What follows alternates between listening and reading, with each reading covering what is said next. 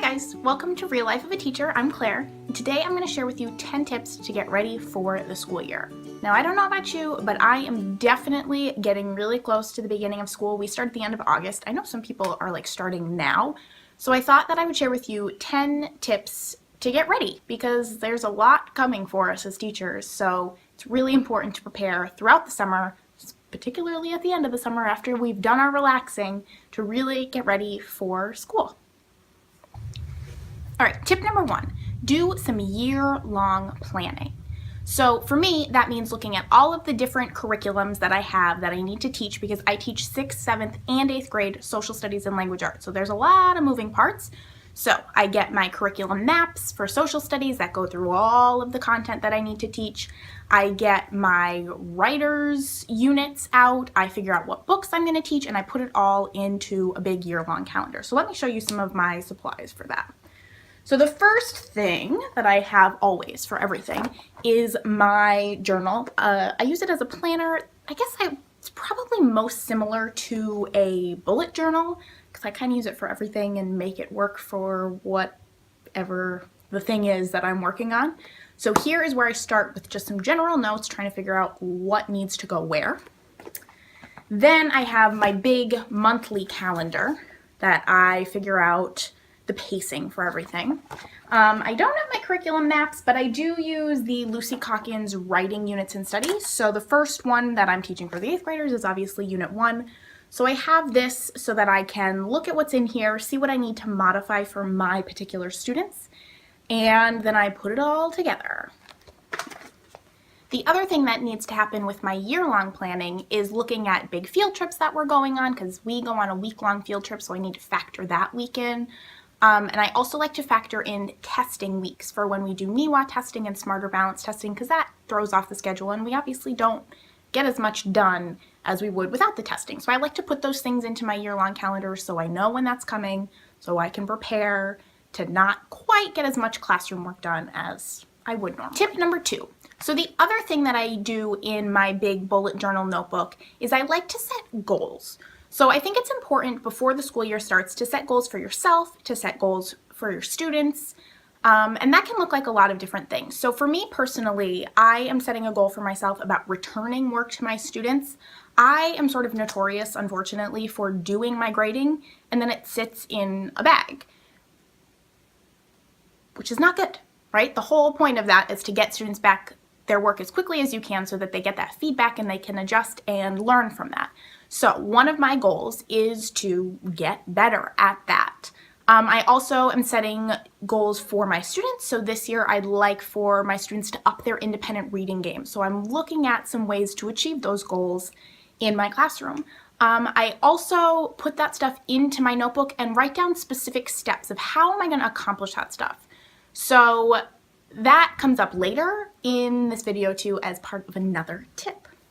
So tip number 3 is to plan some routines. So that looks like classroom routines, but also personal routines.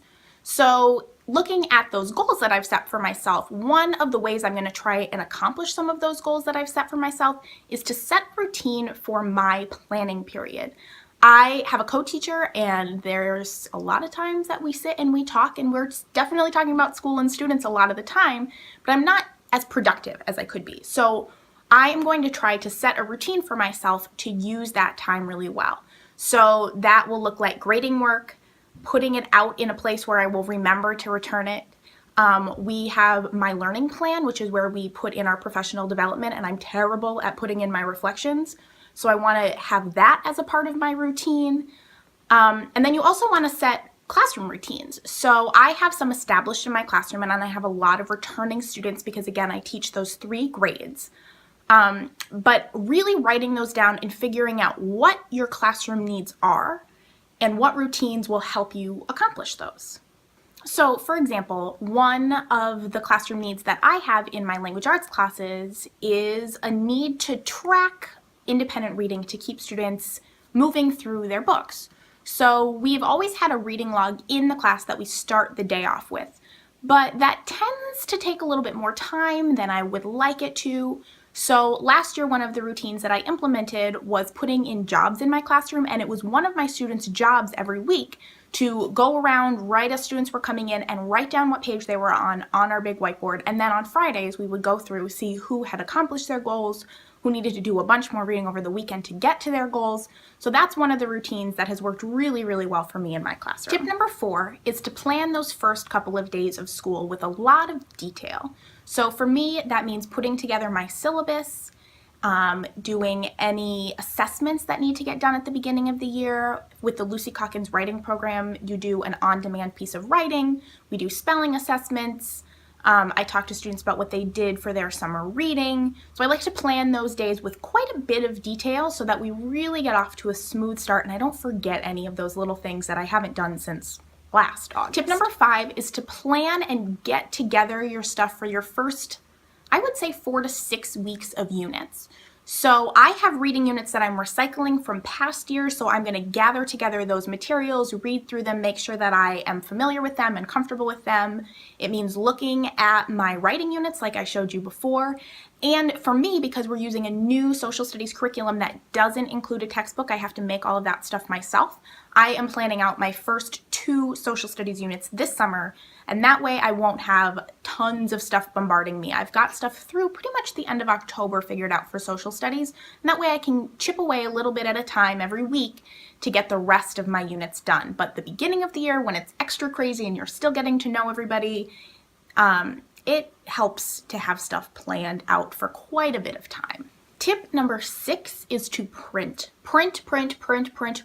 I do interactive notebooks for grammar and for social studies, so I'm going to print a ton of that stuff out.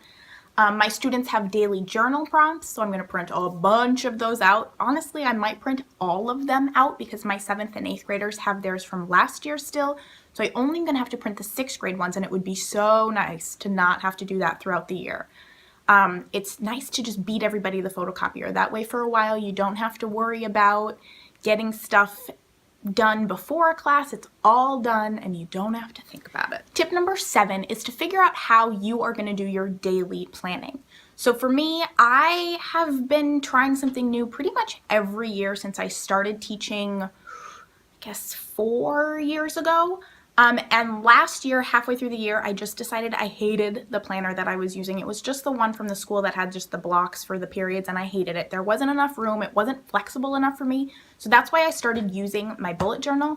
And this summer, I looked back through some of the daily plans that I had written out last year, figured out what was working for me, what wasn't working for me. Now I have a new plan for how I'm going to plan, if that makes sense. Tip number 8 is a really, really important one, and that is to read and take notes on all of your IEPs and 504s. I like to take time to do that throughout the summer if your special ed director can get them to you ahead of time, and that way I can just sort of slowly go through them and really think hard about how I'm going to accommodate things and modify things for those students in my class. If I think about the units that I already know I'm teaching, what are some different things that I can try to help those students? I keep all of that stuff in a binder that I still have at school, and I highlight them. I write all over them with sticky notes and notes in the columns because it's such an important part of being a teacher. So tip number 9 is all about taking care of yourself. I think that as teachers, we really lose track of that a lot of the time throughout the year because we're so invested in our jobs and in our students and taking care of them that we forget to take care of ourselves sometimes. So one of the things that I think is really important to do in the summertime before you get back to school is to really establish a habit of self-care. So for me, that is really around eating well and exercising. I do a really good job in the summer. I like to do yoga. I've been going for walks and I eat well. I have like a smoothie every day for breakfast and I have a nice big dinner and I eat lunch and I make like a salad because I'm in my home, in my kitchen, and I have my own schedule. But when I have school, I don't get out of school. For the beginning of the year, I don't get out of school until at least 4 o'clock because I do homework club with my students.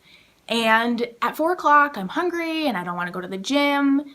So I really need to do it before I go to school in the morning, which is really hard for me because I don't like to get up. So I, right now, am setting my alarm for 7:30. Next week, I'm going to try and set my alarm for 7. So I'm sort of working my way backwards so that I can fit a workout in the morning before I go to school. The other thing that I need to make sure that I'm doing is packing good lunches. I am often running late in the morning and just grab something out of the fridge if I grab anything at all, and then I don't have lunch and I don't eat really good things for breakfast. So I really am trying to get into that habit of getting up earlier in the morning so that I can make time to get myself a lunch, to get myself a breakfast, and to do a little bit of exercise. And tip number 10 is to finish your summer off right. So think about, what are the things you really wanted to do this summer? For me, I really wanted to go to the beach. Don't live close to the beach. I'm about 2.5-ish hours away from the ocean, and I haven't done it yet. I've been to a lake, I've been to the river, we've been to the pool, but I haven't gone to the ocean yet. So I need to go to the ocean. I need to get that in before the end of the school year. So I have made a plan for, in 2 weeks to go to the ocean right before school starts, because I want to finish my summer off right, feeling like I got everything in that I really wanted to when I had time just for myself. All right, so those are my 10 tips to help get ready for back to school. I hope that you took some advice from this. I hope that that helped. And like and subscribe if you want to see more videos about school and other parts of my life. So thanks for watching.